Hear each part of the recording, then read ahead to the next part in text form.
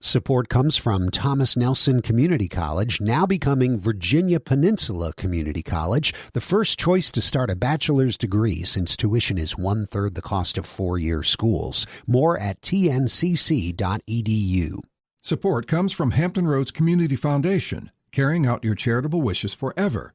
Whether it's helping shelter animals, feeding the homeless, enhancing the arts, or supporting students. Learn more at leaveabequest.org.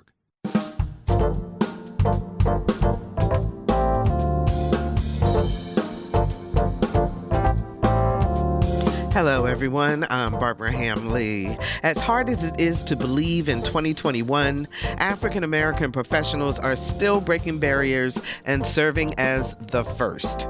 It's true for our guest today. Dr. Brian Hemphill is the first African American to serve as president of Old Dominion University in its 91-year history. Up next on Another View, an intimate conversation with the man who is leading one of the largest universities in the Commonwealth of Virginia. We'll learn about the man and his goals and aspirations for ODU.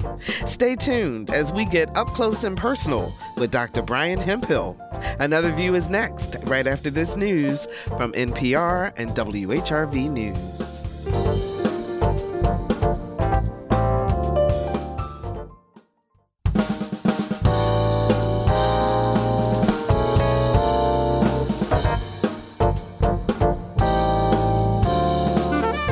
Discussing today's topics from an African American perspective, this is Another View. Good afternoon, everyone, and welcome to Another View. I'm Barbara Ham-Lee. Our community announcement on this Thursday is very apropos considering who our guest is, and I want you to know that the United Way of Southampton Roads African American Leadership Society is providing scholarships for STEM students.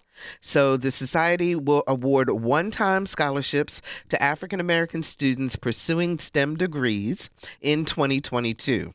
Each recipient will receive up to $10,000 to use towards their education. Females will account for 50% of scholarship recipients, and 25% will be awarded to first-generation college students. And if you are an African-American veteran with honorable discharge pursuing a STEM-related college degree for the first time, you are also eligible for this scholarship. Now, there's certain criteria you must meet, so please go to unitedwayshr.org/STEM to find out all the information that you need to apply for this $10,000, up to $10,000 to go toward your college education. That's United Way SHR for Southampton Roads.org/STEM. And hopefully, if that applies to you, it will be of service.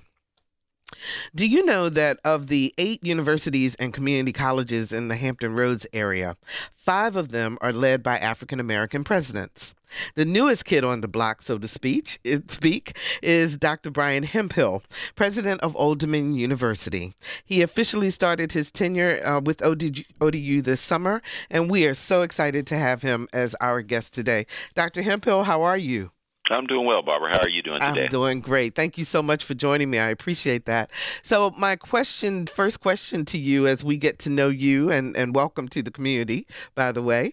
Thank you. If I were to talk to your 8-year-old twins, what would they tell me about their dad?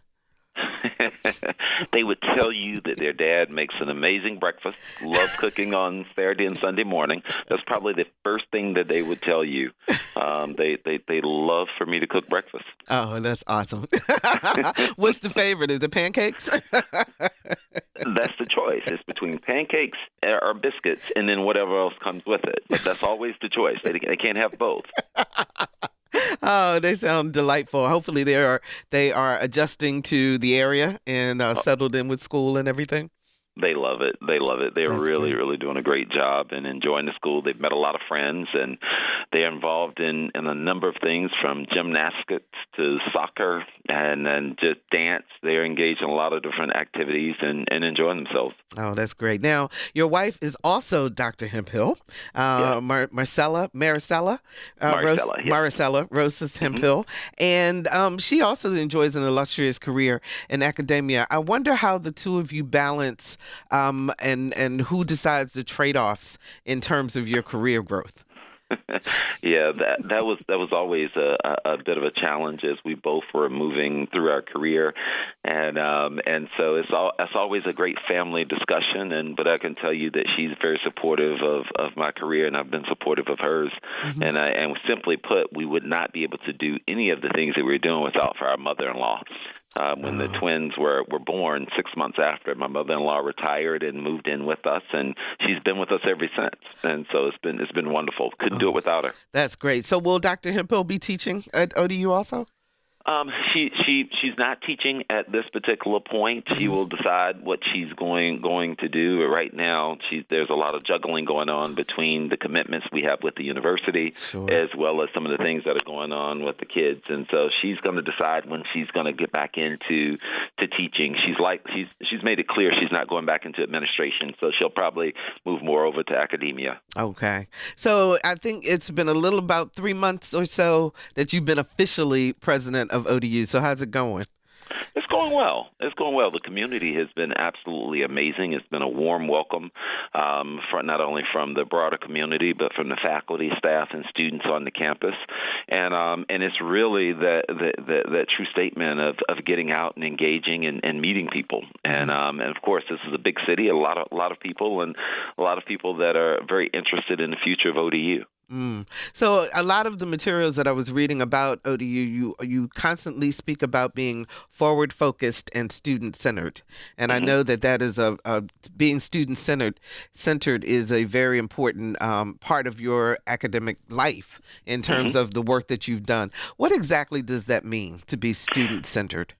Well, for me, Barbara, when you think about being student-centered, it's just making sure that as you're sitting in the boardroom, you're on campus, wherever you might be in a place that you're meeting and discussing the future of the university, if students are not at the heart of that discussion, whether you're talking about research, whether you're talking about teaching, whether you're speaking about athletics, if students aren't at the heart of that, then you're missing something. So we have to make sure that we continue to focus on the student experience, their engagement, their path to success, keeping them on track to graduate and be those strong citizen leaders that we know they will and can be. So does that mean more involvement from students in terms of decision-making in your administration? Well, shared governance is something that's extremely important to me. And so it's not just students, it's the faculty governance, the staff governance. We want all of them engaged in the key decisions that we have to make. And in some ways that's the beauty of leadership. There are times you're going to agree to disagree on issues, and because you're not always going to agree on everything. But we want to make sure that we hear all voices, and the student voice is very important to us. So as you go about your day-to-day work, does the fact that you are the first African-American to serve as president ever cross your mind or influence the work that you're doing?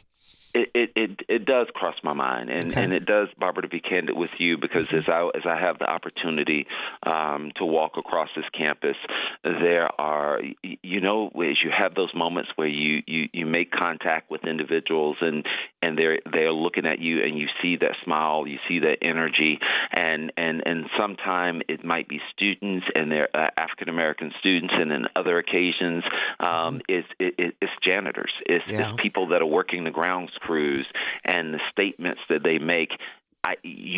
The importance of the role and the importance of what it means for each of them and the pride that they see. And so I don't take that lightly, and I embrace that moment. But I will tell you, Barbara, I really, as a nation, as a country, what will it be like for us when we move to that point where we're no longer having to say the first? Absolutely. Because we've reached so many of those milestones. I'll be glad when we get to that point, and we aren't there as a country. We know that. There's work we have to do. I agree with you 100%. And as I did in my intro, the fact that we're in 2021 and we can still have to say the first, to ever hold that type of position, that's just really incredible. And we talk about the fact that, in the Hampton Roads area, I've lived here twice. And so I came in 1993 the first time, and then back here again in 2000. 2006, and the landscape of leadership of the universities and community colleges in this area has changed drastically in that time frame. Where when I first started in 93, there were no people of color leading the universities. Now 5 of the 8 are African American. Is that a reflection of more opportunity for Black administrators to actually get the opportunity to strive and to achieve that pinnacle, or what is causing the opening, if you will? Yeah, I think that's a part. I think that's a significant part of it. I think that you have a number of doors that were closed for the generation before me. I have a very close friend of mine who's a mentor, and she was a vice president at Temple for many years, and still at Temple and about to retire. And her dream was to become a university president, but because of that time period when she came through, really of the peak of her career in the 80s and the 90s. Those doors just were not open. And so she speaks about how much enjoyment she has of living this experience through my lens and others that she's mentored to get to this point. And so people forget about so many of those individuals out there that just really didn't have these opportunities. And so I think we have seen a shift. And when you can look at what's happened at LSU and an outstanding young brother that they just hired there as the president, you look at Temple. For the very first time in history, the African-American men's president, you look at the number of sisters that have been hired in key leadership roles all across the country. There's a sea change, and it's something that I think that's of great benefit because the intellect, the value, the work ethic that so many people have, but just never had the opportunity to put it on display. Well, a lot of those doors are opening, and we just have to make sure that we're being intentional of paying it forward, and how are we preparing the next generation of men and women and leaders to be able to step into some of these roles. Yeah. HBCUs traditionally have always had African American leadership, and I'm wondering if there is a camaraderie or a mentorship or a coming together, I guess, of those of you who have been able to navigate into predominantly white institutions versus HBCUs. Is there a synergy there? Lessons learned? That kind of thing that's going on? Yeah. I have the good fortune of having the opportunity to lead a historically Black institution and 2 predominantly white institutions. And when I go back and I look over that journey, the relationships across the presidents has always been steady in terms of that working together and what we can learn from each other. And so I would just say, yes, there's a good relationship. Dr. J and I at Norfolk State have a great interaction. I was talking about just yesterday, we need to get together for dinner again and spending some more time. When Makola Abdullah at Virginia State, there's a strong relationship there in terms of the work that we're doing. And so we have to make sure that we're staying connected and look at how we continue to support each other. Because when you look at it, there's no competition between these institutions. We all have a key mission, and how can we support each other in achieving the mission and the vision that we have for these institutions? So, Dr. Hemphill, and this may be an unfair question, but I'm going to ask it anyway, because there have been persistent rumors that ODU plans to annex NSU, take over NSU. Would you please put that to rest? I will officially put that to rest for you, Barbara. I've been here now since July 1. I've never heard that. Really? I've not Just heard wait. that. It is not a part of our agenda. It's not a part of our plan. We both have distinct missions that are so vitally important to Hampton Roads and the Commonwealth, and we're gonna continue to move forward with that. We're looking at more ways that we can partner and lock arms around opportunities, from health disparities to looking at things that we're working on around job creation.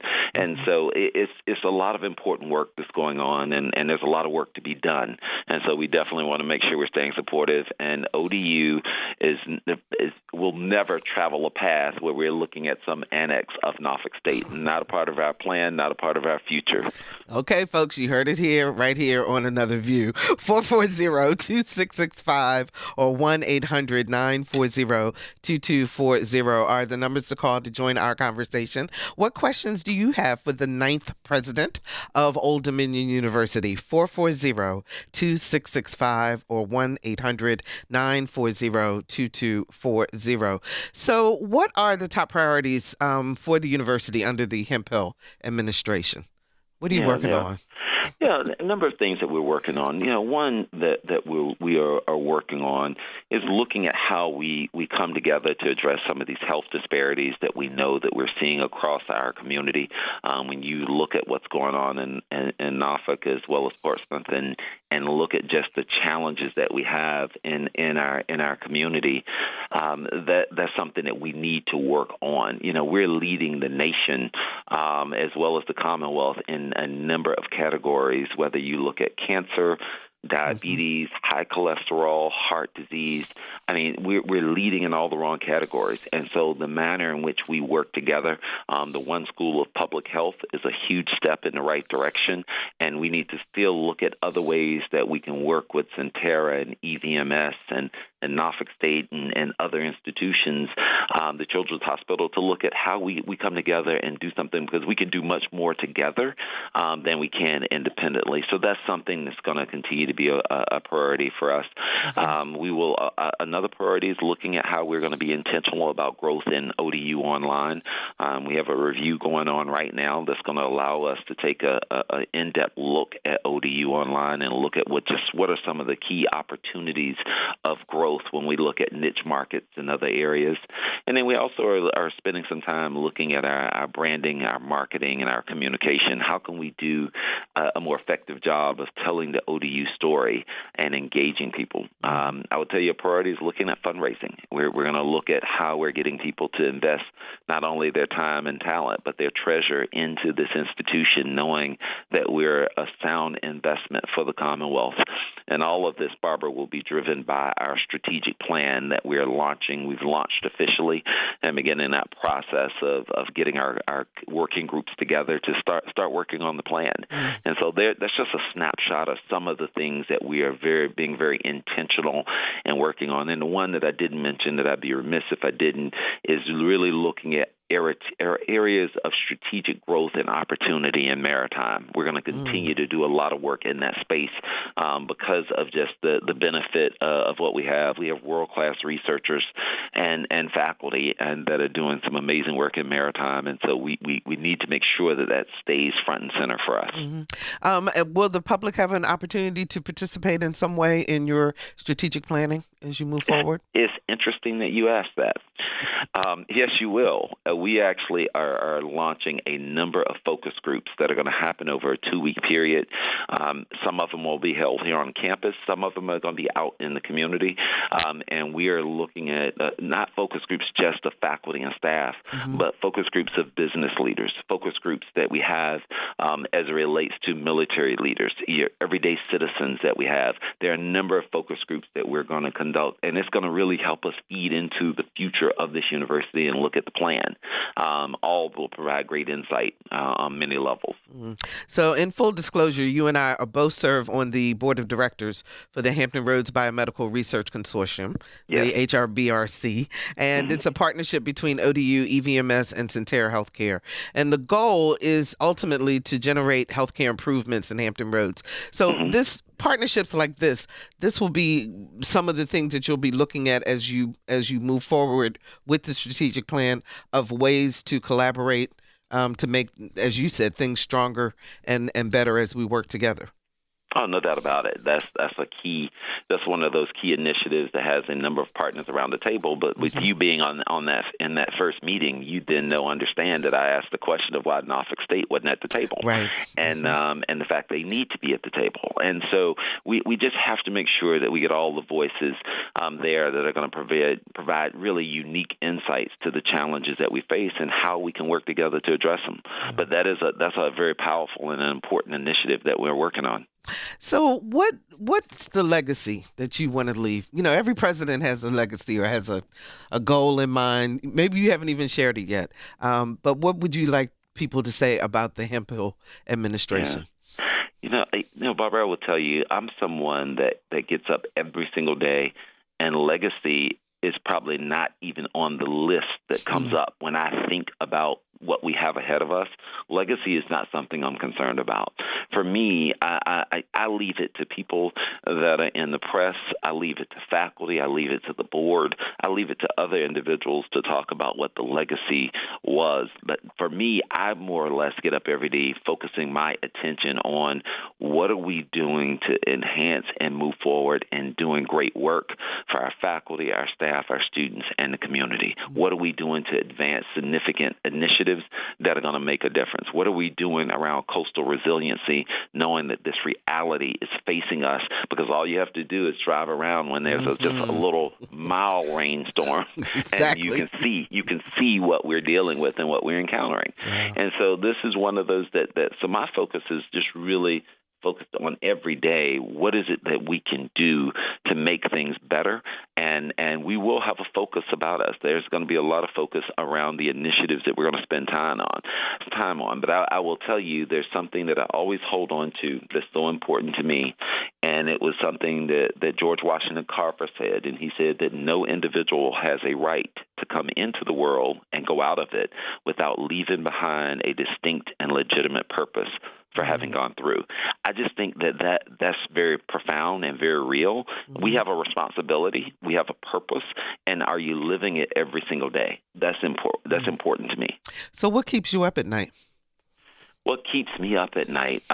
Everything. There's a lot of things that wake me up at night. I think about what's going on when you look just clearly at higher education. I mean, the enrollment cliff of 2025 is real.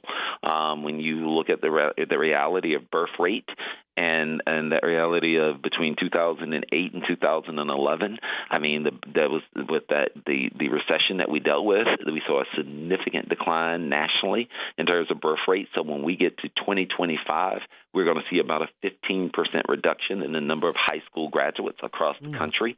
And so that's going to really drive competition and something we have to be very mindful of. I think about the impacts of COVID and this push to online and how many people are moving into the online space, driving competition, something that's very important. I think about the challenges that we know that there's a value proposition out there as it relates to higher education, and people asking the question, is it worth what we're having to pay for it to earn that degree? And so making sure that we're telling our story and communicating the great value that we provide. And so there are a number of things that I wake up and I'm very, very focused on. And I will tell you that, you started this with being a forward-focused public research university. Two things you did mention is I talked about being innovative and being entrepreneurial.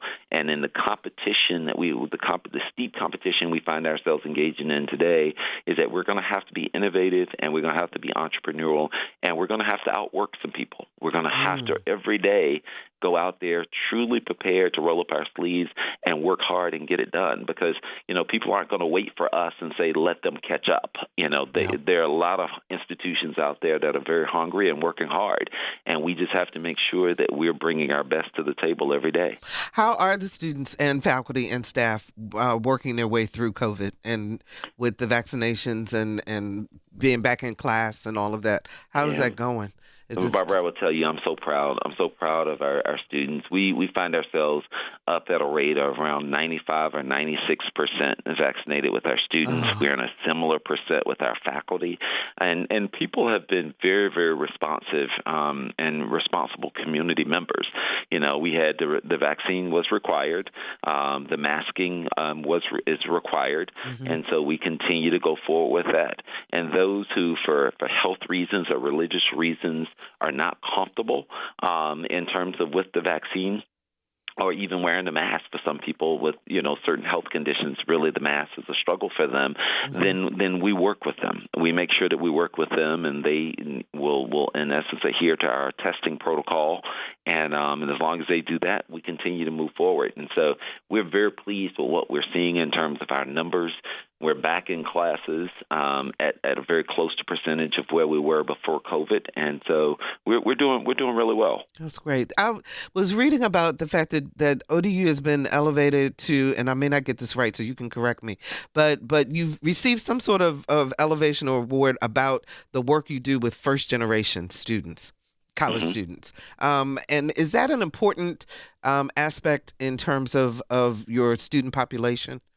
Oh, yeah. When you think about, we're 40+% of our students are first-generation college students. 40 plus, really? Yes. And I'm a product. I'm a first-generation college student myself. And so when you think about the number of students that fall into that category, it's impressive, and it's something that we take great pride in, because we know that as we help that student come to this institution, pursue their dreams, and achieve it, we aren't just changing that student's life. It's their family. It's their parents. It's the nieces, the nephews, the cousins that never saw college as a way forward or as an opportunity. All of a sudden, it changes for them. And so I will tell you that the work that we do around first-generation college students, we have our Center for Social Mobility, and that is something that's an important operation that we're very proud of, because it really targets our first-generation students and a number of our students of color to support them on their journey and make sure that they stay on track to graduation. And so yes, this is a point of pride for this institution. If you're just joining us, we're up close and personal with the 9th president of Old Dominion University, Dr. Brian Hemphill. The numbers to call to join our conversation, 440-2665 or 1-800-940-2240. Are you a current faculty member? Are you a current student? Are you an alum? Let's hear from you. 440-2665 or 1-800-940-2240. So, Dr. Hemphill, ODU is in an urban area. It's an urban campus, and with urban areas and urban campuses comes urban crime sometimes, a lot of times, unfortunately. Two things. One, how are you keeping students safe on campus? And two, things that happen around campus, but yet ODU gets cited, if you will, or brought into the conversation when there's news coverage, the proverbial, on X street next to ODU. So how do you deal with that? Or in Virginia Beach next to ODU. Yes. And believe me, when I talked to Dr. J at Norfolk State, she said the same thing. But, yes, I guess my question, though, is, two-pronged. On campus, what are you doing to keep them safe? Off campus, what are you doing to keep them safe? It's communication. We have to communicate with our students as they're arriving. If you're a student who's been here, you understand how to navigate the city and the things that you do and you don't do. As it relates to as you're moving around, the time of day, you're very mindful of that. If you're a brand new student to the community, you might not be aware of just some of the do's and don'ts and being really careful. So it's communicating with our students about some of the things to make sure that they stay safe and being very intentional. And so number one is definitely that, making sure that we have awareness campaigns that are communicating with students is very, very important. The second thing is looking at the relationships and making sure that we have sound relationships between our police chiefs and looking at how we're working together to keep the community safe. I had the privilege of hosting a meeting with Chief Boone as well as Chief Harris, and it was very helpful for me to talk a little bit about what we're seeing in the community and around the campus, and just some of the challenges and some of the opportunities. And so it gave us the opportunity to talk a little bit about some of those and some of the things that they're doing to make sure that we remain intentional about our work around safety, because it's very, very important. I mean, when mothers and fathers are making the decision to send their sons and daughters and entrusting them to us at this institution, then we have a responsibility for those adult students that are coming here, their spouses and partners that are at home. They're expecting them to come back safely. And so we have to be intentional about making sure that we're doing everything on our end from a policing standpoint. The third piece is that we've got to increase the level of dialogue to get a deeper understanding of what some of the challenges are. I'm having a series of different meetings that are going to be insightful, but I got a couple coming up that I'm pretty excited about. I have a meeting coming up of about 20 or 25 of our African American faith leaders that I'm going to host for breakfast, and then I have another meeting of about 20 or 25 of our African American business owners, and I want to hear in their words some of the opportunities and challenges that we see, and what are some of the things that are going on, and what role ODU could play in helping to stem some of this tide of some of the violence. Because being here for just a short amount of time, I've seen some things, and I went on a ride along with our police at about 10 o'clock one evening to a little after 12 to just get a feel of what happens at night and what are some of the things that they're encountering and working through. And it was pretty telling. And so we've got work to do in this space, as we know, but just know that ODU is committed to doing all that we can to help in this area. Okay, we've got some phone calls coming in, 440-2665 or 1-800-940-2240. Anthony joins us from Virginia Beach. Hi, Anthony. You're on the air. Hi. Thank you very much for having me on the air. I appreciate your program, and I appreciate Dr. Hemphill for taking on the turn there at ODU. My question is to Dr. Hemphill is that I know that ODU had a program where you can do a payment plan for any remaining balance on a student, on what the student owes. Mm-hmm. And the payment plan has expired on October 1st, as my understanding. Is there any way that can be reinstated, especially for families who are not able to pay as much as they can in the time frame that ODU wants? Yeah, it's interesting that you asked that. Our Vice President for Student Engagement and Enrollment, Don Stansberry, brought up this very issue of needing more flexibility with payment plans, because with the payment plans, if you only have, in essence, it's a plan, but you only have 3 opportunities to pay in terms of over a 3-month period, that can be extremely challenging for some people. And so the part of what we've talked about is looking at how we would, in essence, increase that to 4 or 5 payments and providing a little more flexibility and opportunity there. And so know that that's something that's already been proposed before our cabinet. And so know that there's more to come, because we realize that there are people out there that need that type of flexibility. And so stay tuned, more to come in that space. Okay, Anthony, thanks so much for the call. We appreciate it. 440-2665, 1-800-940-2240. Dan joins us from Norfolk. Hi, Dan. You're on the air. Hi, how are you? I'm good. How are you? I have a question for Dr. Hemphill about the ODU football situation. It looks like 6 members of Conference USA are jumping ship and joining another conference, leaving just 8 schools in Conference USA. ODU has made a major investment in football, but it doesn't appear to be paying off. And it looks like from the various news reports from sporting websites that what drove it was television, that the other conference picked off the best schools in Conference USA in terms of media markets. Mm-hmm. Schools in San Antonio, Dallas, Houston, Charlotte, Miami.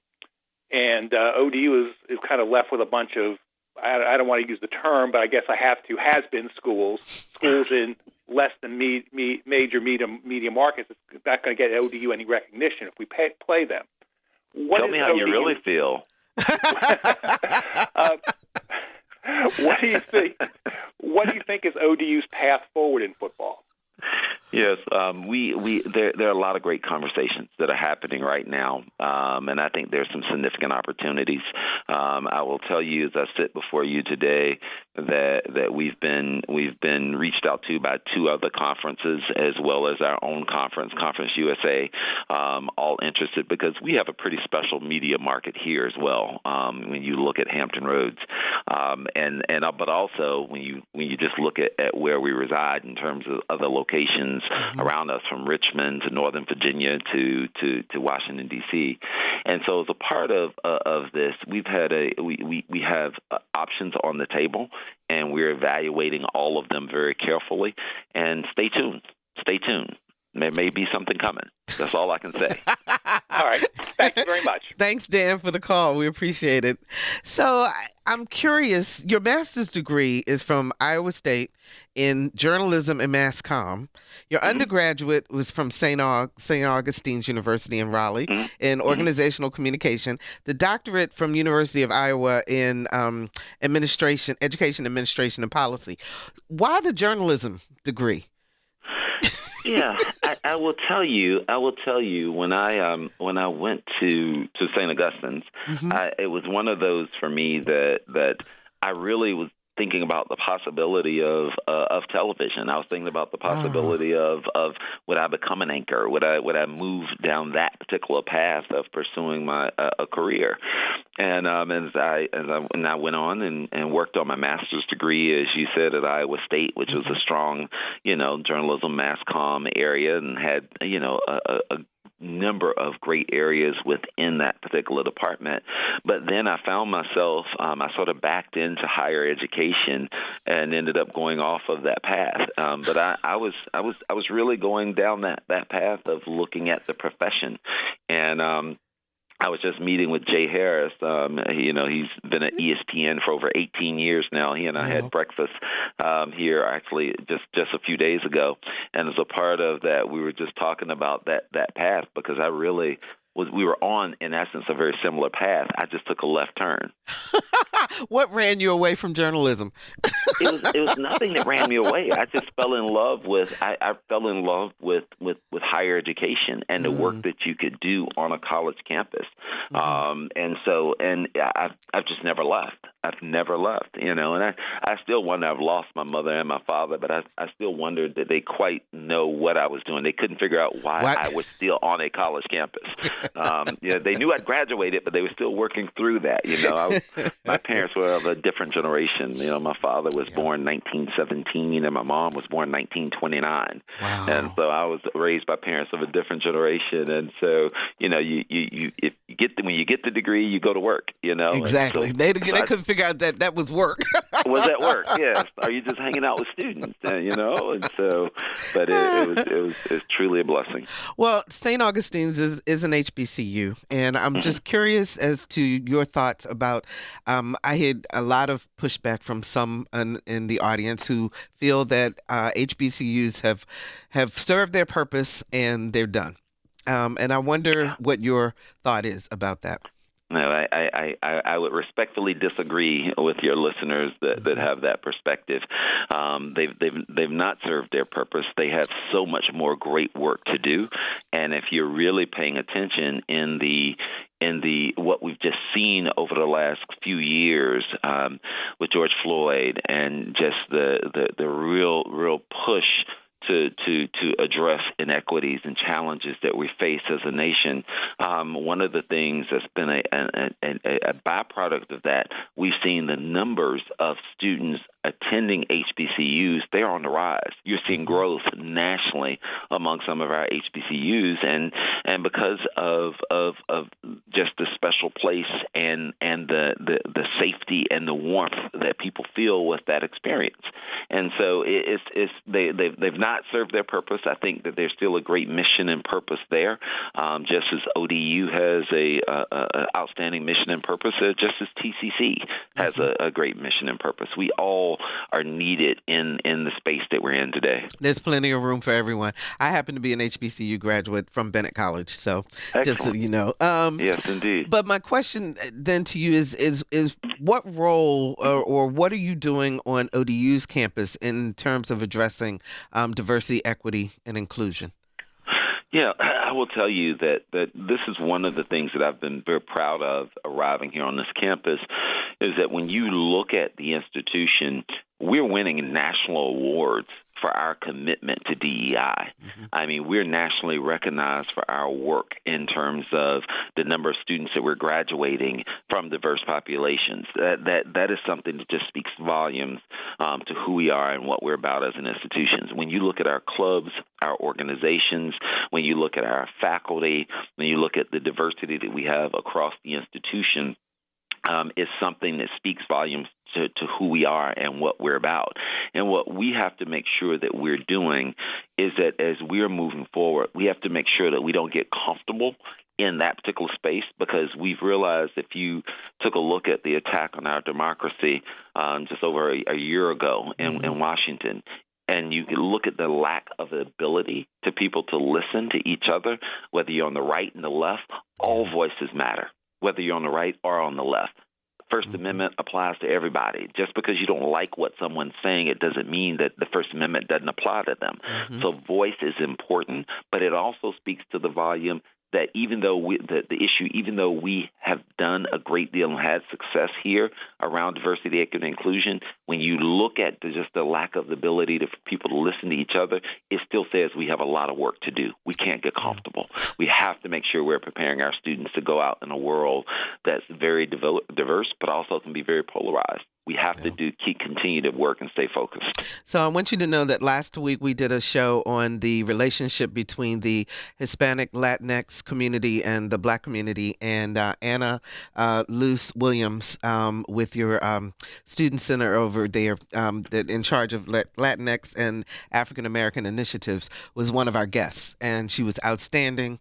It was a wonderful conversation where we had three women of different Latinx nationalities come together and explain about the community. So I just want you to know that your folks out there, not only on campus doing things, but also spreading the word in terms of the community. Absolutely. Absolutely. And that's really important. So is this your last stop? Is this my last stop? Uh-huh. At ODU. In other words, is this the last university for you? Yeah. My runway is shorter than it is longer, if that makes sense. And so, yes, this is my last stop. This is my last stop.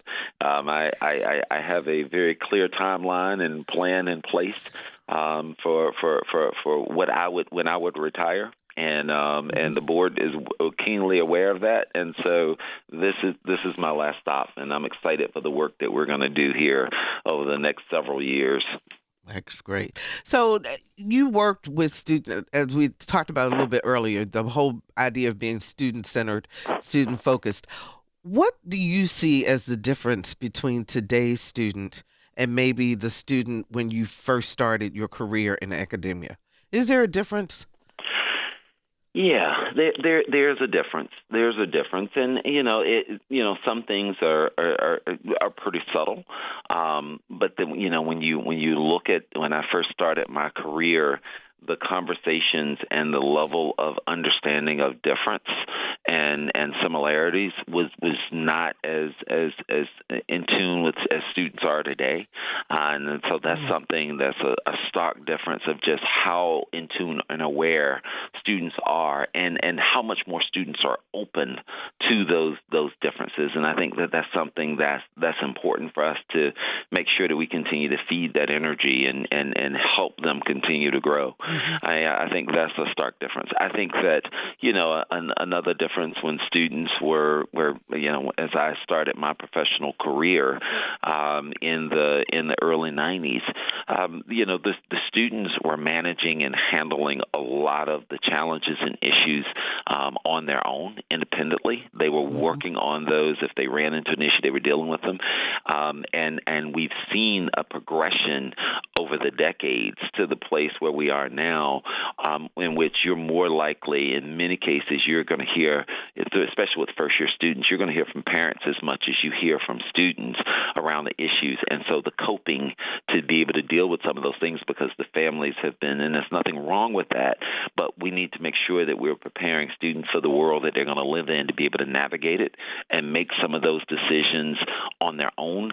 How can we help them be more independent in that space?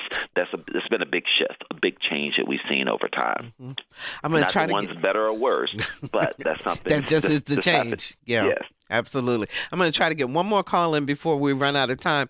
Richard joins us from Norfolk. Hi, Richard. You're on the air. Hi.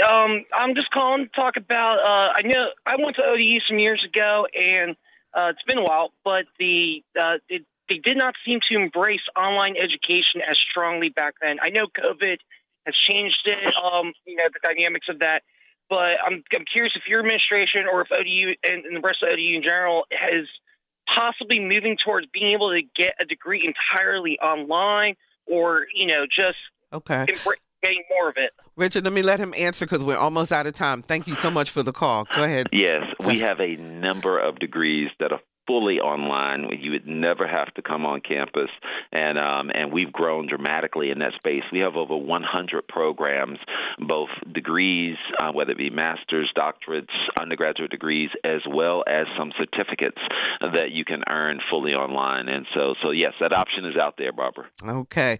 Last question that I have for you before we wrap up. And now that knowing what you know now, both personally and professionally, what words of advice would you give your 20-year-old self? Yeah, that's a great question. I will tell you the advice that I would give myself is to never allow anyone to define you as an individual. You get up every day realizing that there are going to be people that might be more gifted in a certain area, but no one can outwork you. No one's going to stay up as late as you're willing to. No one's going to get up as early as you're willing to get up, which is 4 a.m. for me most days, and go to work. And so I would remind myself and say, continue to understand the importance of the grind, the hard work, and the commitment. And you do that, and everything else will take care of itself. Okay. And then the final thing is, what would you tell someone who was trying to decide if they should come to ODU? I would tell them if they want to have the opportunity to work with world-class faculty and researchers in an environment where people genuinely care about you and want you to receive your degree and go out and do great things, ODU is a place for you. You can find your home, you can find your niche here, and realize that we're going to put you on a path to success. ODU is a place to be able to do that. I want you to know, Dr. Hemphill, that Barry Graham, who is one of our announcers here at WHRO and WHRV, and also handles our phones here at Another View, has just put on the chat here that he has 3 degrees from ODU and is a lifelong monarch. I love it. Can you ask him, does he want to come back and get a 4th? And he's shaking his head. No, I'm done. Well, welcome to Hampton Roads. I've been looking forward to this conversation because you were really, really busy when you first came here. So we had to wait a little while to get you on, but I'm glad we had the opportunity to chat with you, Barbara. And we'll have Definitely you come back. Okay. All right. Hey, thank you so much, Barbara. Have a great day. All right. Appreciate you too. All Take right. care. Bye-bye. All right. Bye-bye now. And we'll be right back.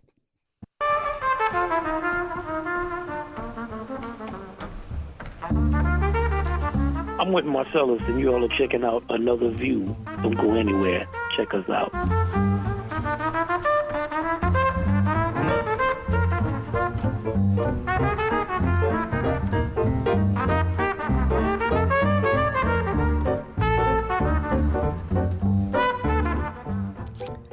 And welcome back. If you've ever been bullied or have a child who's been bullied, you know the pain it can bring. But much too often, the victim has no idea where to turn or who they can confide in. Since this is National Bully Prevention Month, we reached out to someone who can help. Shante Miller is the founder of Parents Against Bullying Virginia. She shared with our Lisa Godley her family's own horrific encounter with a bully, and now through her nonprofit offers tools parents can use to help their children. Shante Miller's quest to stop bullying originated in 2012 when her 11-year-old daughter was assaulted by her bully on the school bus. my daughters on the school bus as I normally do, and the bully attacked my daughter by kicking her in the head for a total of 17 minutes. The bus driver ignored the screams and the loudness of the students. It was a substitute bus driver for that day, and he continued to just say that it was just kids being kids, but really it wasn't. And the doctor said 3 inches to the left, if she would have continued to kick, my daughter could have died on the bus. How did this impact your daughter after all this happened? My daughter was born with, and she had epilepsy, but she was 3 years free of her seizures before the attack. And after the attack, my daughter started having seizures 5 out of 7 days for 2.5 years. She was very depressed, and this was my bubbly twin. I have a very laid-back twin and a very bubbly twin, and this particular twin was the bubbly twin. She went into a really fast spiral into this depression.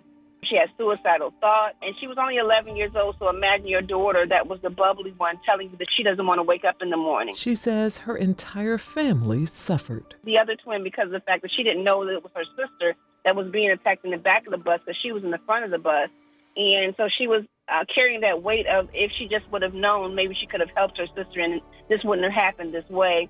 And then the twin that was attacked going by, why did this have to happen to me? So, of course, I didn't think that I would ever have to have my kids in counseling and things like that, but that was the best thing that I could have ever done was to get them help. Shantae says she didn't want another family to have to go through all she and her family did alone. And within 6 months, she'd established Parents Against Bullying, Virginia. We just wanted to come and just give you guys a reminder. It's that time of year again. It's National Anti-Bullying Awareness Prevention Month. And you're going to see something and say something. So take out your blue, wear your blue. Over the years, Shantae has taken her message to the masses, which includes an annual 1,000 Youth March, where participants can connect with counselors and services like human resources, police, and other government agencies. She says the key is knowing how to help the person who is in need, whether it's by connecting them with the resources they need or by sharing a few simple tips. One is if your child is usually bubbly and they start to be an introvert, meaning starting to not be around you or hiding in their rooms or making excuses about going to school, make sure that you start talking to them, investigating them. Don't be just their friend. You don't need to be their friend. You need to be that person that's going to stand up and say, is everything okay? Ask them how their day is going. If you start seeing a change in their mood, their sleeping pattern, their eating pattern, them saying that they're sick, not feeling well, investigate those things. And the other thing is make a paper trail, meaning start a journal and communicate with your school system if there's something that is happening in the school. Communicate with your community centers if there's something in the community, your neighbors or what have you, because it takes a village to be able to do this. So we need to bring the village back. So those are the things that I always make sure that I continue to push that message to let them know. And I also tell them to push. P meaning patience, U for understanding, S is for stability, to H, handle their business. So continue to push patience, understanding, stability to handle their business. Shantae says her daughter, who was bullied, is now a college graduate living out of state, but over the years became comfortable enough to share her story and advocate for others. Meanwhile, Shantae continues her mission to make a difference. That's the whole reason why I keep going. Even though my kids are grown, I have to keep pushing because I love children and I love our community. And I just want them to know that we can work together to make sure that we know that we all have support. For Another View, I'm Lisa Godley. And for more information on how you can help a child who's being bullied or how you can help make your child's school a no bully zone, just log on to the Parents Against Bullying Virginia website at pabva.com. That's pabva.com. And just a reminder also, if you are a student studying STEM and you could use some help with your tuition, the United Way of Southampton Roads African American Leadership Society is providing scholarships up to $10,000 to use to further your education. And young ladies, 50% of those scholarships will go to you, and 25% will be awarded to first-generation college students. The deadline is November the 30th, so it's time to get busy. Go online to unitedwayshr.org/STEM and find out more information. Thank you for spending an hour of your life with us today. Do me a favor, share this show with a friend. Go to anotherviewradio.org and download the podcast. And while you're there, please sign up for our eView newsletter. It's a once-a-week reminder of upcoming shows. Next week on Another View, Dr. Keith Newby is back with his monthly guidance on the health and well-being of our community. Our theme music is an original composition created especially for Another View by Jay Sennett. Lisa Godley is our show producer. Todd Washburn is our audio engineer. And Dr. Barry Graham, the super monarch, is answered our phones. I'm Barbara Ham Lee. I'll keep reminding you until everyone is vaccinated. Please, if you're not vaccinated, get your shot. Then call me and tell me about it when we get together again next Thursday at noon for Another View.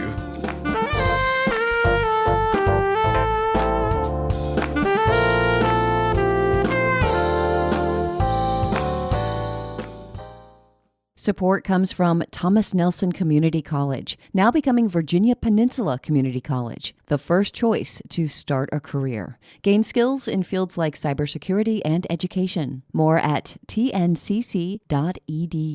Support comes from Hampton Roads Community Foundation, partnering with donors from all walks of life to improve southeastern Virginia through grants, scholarships, and leadership initiatives. Learn more at hamptonroadscf.org.